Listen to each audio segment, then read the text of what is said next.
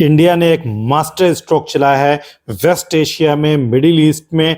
और इंडियन जो national security adviser हैं एनएसए अजीत डोभाल सर, वो डुकूम पोर्ट जो कि ओमान में है वहाँ के भी हाल में यात्रा करके आ रहे हैं। और इसकी जो स्ट्रैटेजिक इम्पोर्टेंस है, जिस तरीके से भारत की अब जो स्ट्रैटेजिक एक्सेस बढ़ी है मिडिल ईस्ट में, वेस्ट एशिया में, हम इस पर पूरी चर्चा करने चल रहे हैं कि किस तरीके से चाबहार को भी अब भारत एक टाइम पर पास करके डुकूम पोर्ट पर अपनी प्रेजेंस को बढ़ा करके पूरे मिडिल ईस्ट और वेस्ट एशिया के जो मिलिट्री डायनेमिक्स हैं, जो स्ट्रेटजिक इंपॉर्टेंस है, जो इंडिया की सिक्योरिटी एनर्जी सिक्योरिटी से जुड़े हुए कंसर्न है, उन सब को हम सिक्योर कर सकते हैं। ये डुकूम पोर्ट कहाँ पर है, इस पर हम पूरी चर्चा करेंगे। इसकी क्या स्ट्रेटजिकल इंपॉर्टेंस है और क्यों चाइना और पाकिस्तान इतना अधिक चिंतित हैं, इन सभी विषयों पर हम चर्चा करने चल रहे हैं। अगर हम डुकूम पोर्ट की बात करें तो अभी हाल ही में नेशनल सिक्योरिटी एडवाइजर जब प्राइम मिनिस्टर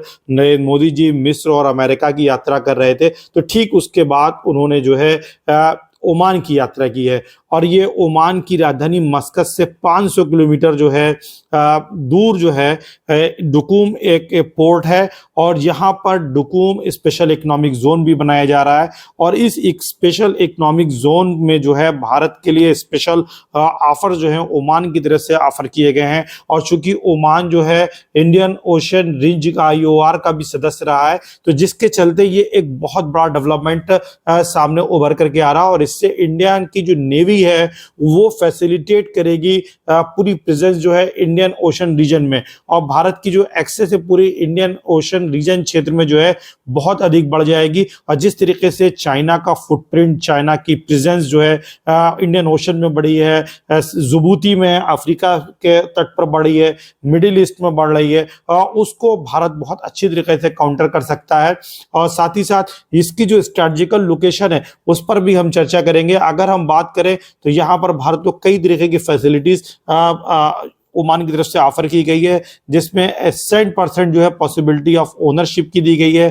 टैक्सेस में एग्जम्पशन की बात है, प्रमोशनल प्राइस भारत को दिया जा रहा है, प्रिफरेंशियल ग्रेस पीरियड जैसे भी ऑफर भारत के लिए इस स्थान पर दिए गए। और ये जो डुकूम है वो रास मरकज एक जगह है जो कि डुकूम के करीबी स्थित है, वहां पर ये भारत को दिया जाना है। और ये जो गल्फ ऑफ ओमान है, एक मैप के माध्यम से इसको अभी हम समझने की कोशिश करते हैं कि किस तरीके से ये पूरा क्षेत्र जो है भारत के अदन की खाड़ी पर, रेड सी में और इंडियन ओशन में डुकूम पर अपना प्रभाव बना करके रख सकता है। और अपनी ऊर्जा सुरक्षा और जो स्ट्रेटजिकल डेप्थ भारत को चाहिए और रणनीतिक रूप से भारत को चाइना को काउंटर करने के लिए जो प्लेस चाहिए वो डुकूम से भारत को हासिल हो जाता है। क्योंकि अगर हम इसकी बात करें डुकूम की, तो डुकूम जो है ये इंडियन एक तरीके की एसेट है। और ये चाबहार पोर्ट के भी, जो चाबहार पोर्ट है उससे भी बेहतर इसकी स्ट्रेटजिकल लोकेशन है। और इसकी सुरक्षा के लिए भारत ने एक्चुअल में 2018 में भारत की ओमान से इस विषय में बातचीत चल रही है। और सबसे गहरी भारत की जो मिलिट्री डिफेंस रिलेशन है वो पूरे मिडिल ईस्ट में ओमान के साथ है।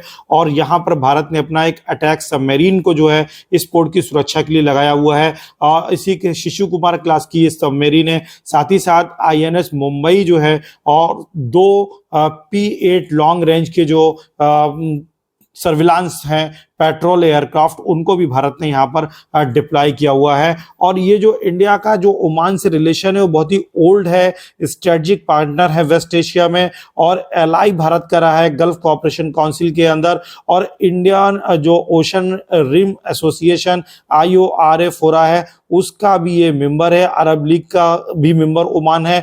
और ओमान का जो डिफेंस कोऑपरेशन है वो इंडिया के साथ लगातार बढ़ रहा है। डिफेंस के साथ हमारी जो है ओमान के साथ स्ट्रेटजिक पार्टनरशिप है, डिफेंस एक्सचेंज हम करते रहे हैं। और साथ ही साथ अगर एक देखें तो मेमोरेंडम ऑफ अंडरस्टैंडिंग भारत और ओमान ने कर रखा है, जिसमें लॉजिस्टिक फैसिलिटेशन जो है एक दूसरे को देने की बात की गई है। और अगर हम देखें तो यहाँ पर जो मेमोरेंडम ऑफ अंडरस्टैंडिंग था वो 2021 में जो है इंडियन नेवी में और रॉयल नेवी ऑफ ओमान में जो है साइन किया गया था। और इसी के साथ साथ भारत और ओमान के बीच में अल नज़हा जो है एक जो है एक्सरसाइज होती है या आर्मी के बीच में होती है, और नेवल एक्सरसाइज भी जो होती है वो ईस्टर्न ब्रिगेड और ईस्टर्न ब्रिज और नसीम अल बहर के नाम से की जाती रही है। और इसमें एक बहुत इंपॉर्टेंट पॉइंट है कि दोनों देशों के बीच में एक मेमोरेंडम ऑफ अंडरस्टैंडिंग जो है वो 2021 में हुआ था, जैसा कि भी मैंने बताया, वो वाइट शिपिंग इंफॉर्मेशन से रिलेटेड था। और ये वाइट शिपिंग इंफॉर्मेशन क्या होती है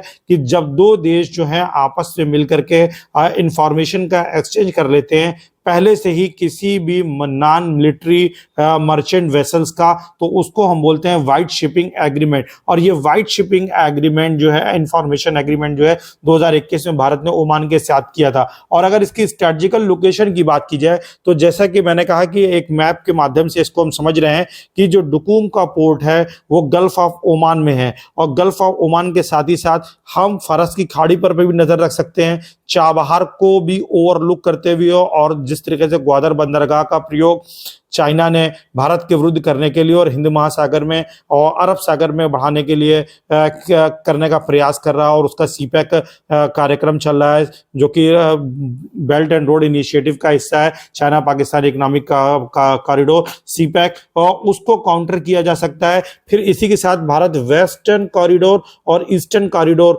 दोनों के साथ अपने को रिलेट कर सकता है। अदन की खाड़ी और साथ ही साथ रेड सी पर भी भारत की जो है कि एक्सेस पहुंच जाएगी। और भारत ने अभी जो मिस्र में प्रधानमंत्री जी की यात्रा हुई है, अगर वहां देखें तो स्वेज कैनाल का एक दूसरा चैनल बनना है जिसमें भारत की भागीदारी उभर करके सामने आ सकती है। इस तरह की भी जो है चर्चाएं वहां पर राष्ट्रपति जो मिस्र के हैं सीसी उनके साथ हुई हैं। फिर हैफा, इजराइल में हैफा में जो पोर्ट का डेवलपमेंट हो रहा है वो भारत का अडानी ग्रुप कर रहा है। तो कुल मिलाकर के भारत का मिडिल ईस्ट के जो एक बहुत ही महत्वपूर्ण क्षेत्र है रणनीतिक दृष्टि से, वहां पर भारत की जिस तरीके से प्रेजेंस इंडियन नेवी की बढ़ रही है या इंडिया की बढ़ रही है, निश्चित रूप से वो भारत के लिए बहुत ही अच्छा स्टेप है। अगर आपको वीडियो इन्फॉर्मेटिव और अच्छा लगा हो तो लाइक और शेयर जरूर करें।